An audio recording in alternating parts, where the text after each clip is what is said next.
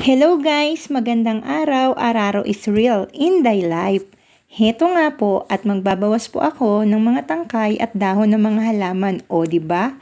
Kala mo magbibiko yarn? Dito, hindi ko na inaantay na utusan nila ako. So pala desisyon yan.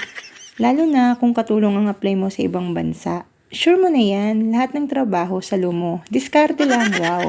Kasi hindi ko din naman talaga sila naiintindihan sa lengguwahe nila. Kaya ikaw na lang ang mag-a-adjust. Pag naiisip ko na marami kami nag-training at konti pa lang kaming nakakaalis at ang iba pa hindi pinalad sa amo. Pero thanks to God dahil okay naman na sila. May choice naman para magpalit ng employer at yung iba nagtitiis. Kaya kapag nag-abroad, lalo na kung katulong, wag naman sanang istresin ng pamilya sa Pilipinas. Wow, kasama pala ako. Dahil dito, ang kahinaan ang katalunan. Kaya matututo ka talagang maging malakas ang dibdib mo.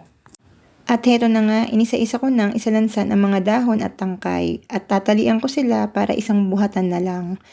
Alam mo, dati naalala ko nung nasa Saudi pa ako, mahigpit talaga doon ang katulong, naka-uniforme.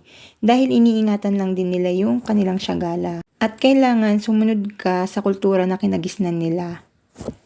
Ito sa awa ng Diyos, natapos ko naman yung kontrata ko doon. At ngayon, nandito naman ako sa Taiwan, pasaway, charot. Nung panahon ko kasi na yun, mahina pa yung signal ng internet sa atin. At dahil nga pala desisyon naman ako, ayan, isang tali lang ang gagawin ko sa kanila. Para isang buhatan lang din sila. Kasi dito, nire-recycle ang mga dahon. Hindi pwedeng magsunog dito, ganun. Yung mga kakilala mo lang naman ang sumusunog sa baga nila. Charot!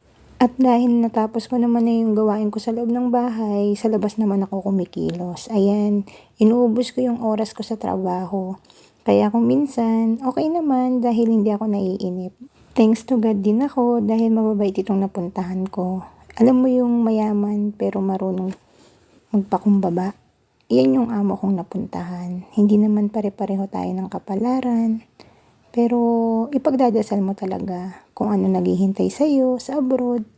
Kailangan handa ka dahil dito buhay ang kapalit. O hanggang dito na lang guys ha, itatapon ko na tong basurang. Thank you for watching and God bless guys. 谢谢。